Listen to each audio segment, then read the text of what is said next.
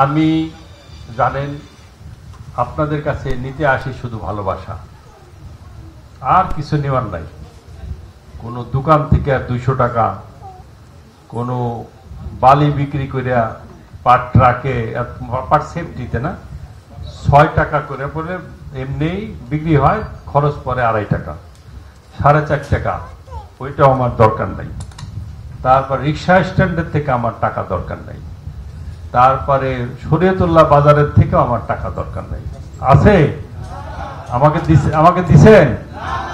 দিবেন? সামনে দিবেন না? তাহলে আমি দিব আর আপনারা দিবেন ভালোবাসা, তাই না? সেটা ভালোবাসা। তা মাসুদ সাহেব তো শক্তিশালী না। গত নির্বাচনে যেরকম শক্তিশালী ছিল, এই নির্বাচনে অতখানি শক্তিশালী কি থাকবে? থাকবে, আরো শক্তিশালী হবে। কারণ দলমত নির্বিশেষে আপনারা যে ভালোবাসা আমাকে দিয়েছেন, সেটা আমি সারা জীবনে শোধ করতে পারব না। আমি আপনাদেরকে অনেক প্রতিশ্রুতি দিয়েছিলাম।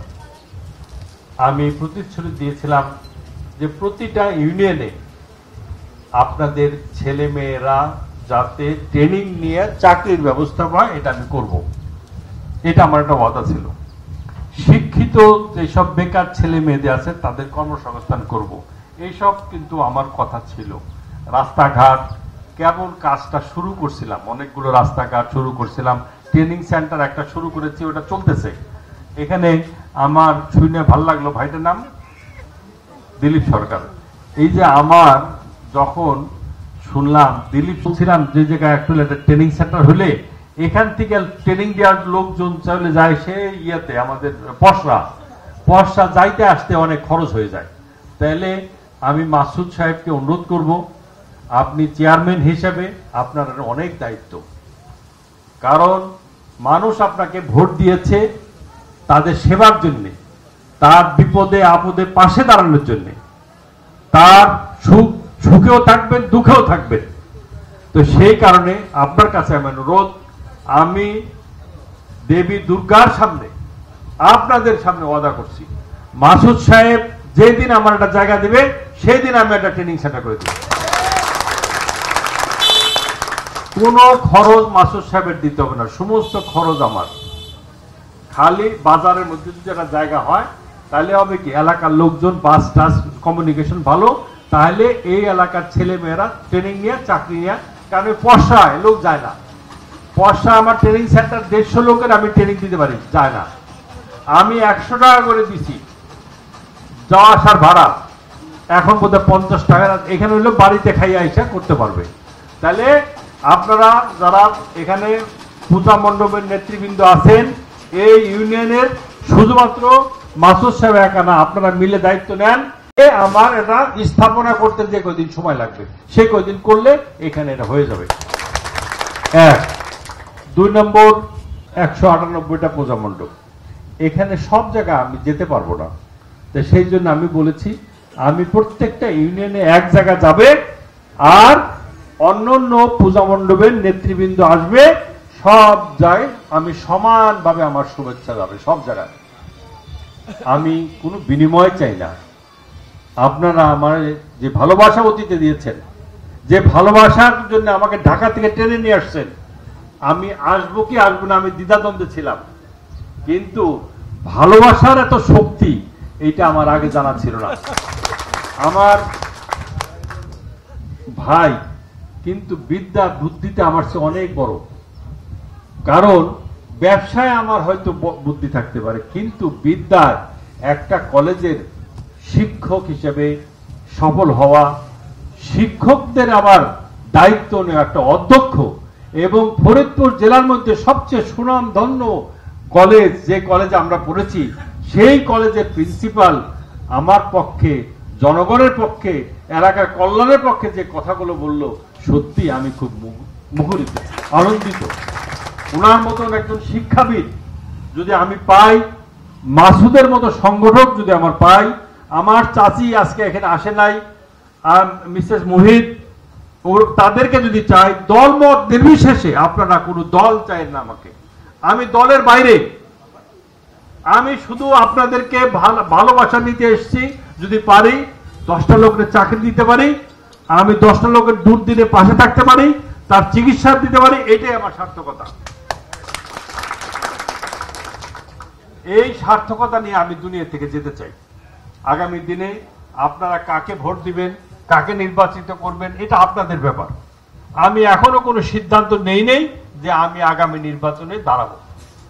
আগামী দিনে যদি দেখি, আপনাদের উপরে নির্ভর করবে আগামী দিনে আপনারা কাকে নির্বাচিত করবেন। আমি আজকে পূজা মণ্ডপে আসছি শুধুমাত্র আপনাদের সাথে করার জন্য, আমি কোনো রাজনীতি করার জন্য এখানে আসিনি। তাই আগামী দিন আপনাদের মধ্যে থেকে যে ভালো লোক, যোগ্য আমরা মনে করি, যাকে দিয়ে আমাদের ফরিদপুরের উন্নয়ন হবে, যাকে দিয়ে ফরিদপুরের কর্মসংস্থান হবে, রাস্তাঘাটের উন্নয়ন হবে, দুঃখী মানুষ, এই মেডিকেল হসপিটাল, বিশ্বাস করেন এইটা যে এত খারাপ অবস্থা আমার জীবনেও আমি চিন্তা করিনি। আমি যখন দায়িত্ব পেলাম, মেডিকেলে গেলাম, মেডিকেলের মেশিন 12 বছর যাবত ওই মেশিন কিনে আনছে, খুলে নাই। ওই মেশিন আমি খোলাইছি, চালু করছি, রুগী দেখি ওই বারান্দা দিয়ে কাতরাইতেছে। ও প্রেসক্রিপশন দিয়ে দেয়, আর তারপরে কি করে, কয়েক ওষুধ কিনে নেন। ও তো ওষুধ কেনার টাকা নাই। তাহলে এই জিনিস আমি অতীত করেছি, ভবিষ্যতে করবো ইনশাল্লাহ। আর আপনাদের ছেলেমেয়েরা যারা বিশ্ববিদ্যালয়ে লেখাপড়া করে, যারা মেডিকেলে পড়ে, ইঞ্জিনিয়ারিং করে, তাদের একটা বৃত্তির ব্যবস্থা আছে আমার অফিসে। যদি দরকার হয় আপনারা আমার ভাই মাসুদের মাধ্যমে আপনারা দরখাস্ত করলে দিবেন এই ইউনিয়নের। আমি ইনশাল্লাহ তাদের লেখাপড়া যাতে বন্ধ না হয়, তারা যাতে উচ্চ শিক্ষিত হতে পারে, সেইগুলো আমি দেখব। তারপরে ছোটখাটো সংস্কার, এইগুলো আমার কোনো দায়িত্ব পাওয়া লাগবে না, এমনি আমি করে দেব সেগুলি। সেই কারণে এখন আপনারা দুর্গাপূজা উপলক্ষে আমি এসেছি, আপনারা আনন্দ করুন। আপনারা সবাই মিলে এই এলাকার বাসী, আমি আবারও বলছি, যত তাড়াতাড়ি এখানে একটা ট্রেনিং সেন্টারে জায়গা দিবেন, তত তাড়াতাড়ি দেখবেন লোক দলে দলে চাকরি পাচ্ছে। আমাকে একটা ছেলে, আমি শুক্রবারে যখন ফ্যাক্টরিতে নামাজ পড়িতে যাই, স্যার গত মাসে আমি 35,000 টাকা বাড়ি পাঠাইছি। তা আমি কই তোমার বাড়ি কই? কৈজুর ইউনিয়ন। কয় লেখাপড়া কি? স্যার ডিপ্লোমা পাশ করে ঢুকছিলাম প্রথমে সাধারণ একটা পদে, পরে ওই ট্রেনিং সেন্টার থেকে ট্রেনিং নিছে, এখন আমি মাসে 35,000 টাকা বাড়ি পাঠাই। বলছে আমার সাথে অনেকে কষ্টে টিকতে পারেনি, বাড়ি চলে গেছিল। কষ্ট, কাজ করে খাওয়া কষ্ট না, কষ্টে বাড়ি চলে গেছিল, এখন কয়েকে আমার। সেই জন্য এখন অনেকেই জানে না, বাড়িতে বাপের আছে, চলে, কোন রকম চলে না, কিন্তু একবার যদি যায়, মাসে বেতন পায়, সে কিন্তু দেখবেন এলাকাটা ঘুরে গেছে।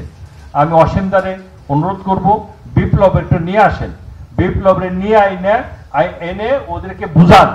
আর বিপ্লব সহ আমার মাসুদ ভাই কাছ থেকে আমি শুনতে চাই, মাসুদ ভাই কয়েকদিনের মধ্যে আমার জায়গা দিবে, আর আমি ততদিনে যেখানে খালি বানাইতে মাসুদ ভাই দিয়ে, মাসুদ ভাই কন্ট্রাক্টর নিয়োগ করে বানাই দিবে।